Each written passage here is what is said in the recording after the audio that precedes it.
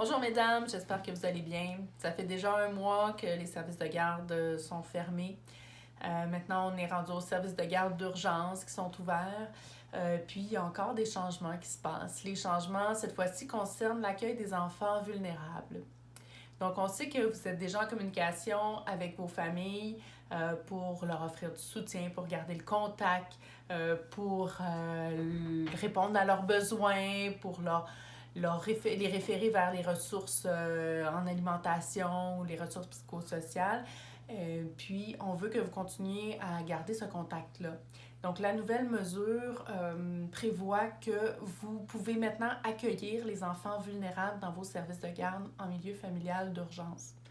On entend par enfants vulnérables les enfants qui sont à risque d'abus, de négligence, de maltraitance ou les enfants qui ont des besoins particuliers.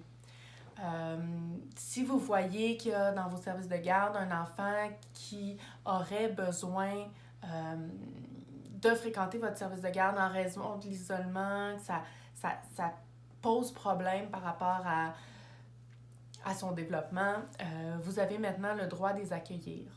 Donc, s'il y a des enfants, quand vous contactez les parents, que vous voyez que les parents ont vraiment besoin de répit ou que l'enfant est dans une situation où ça lui ferait vraiment du bien de fréquenter le service de garde, vous avez maintenant le droit de les accueillir.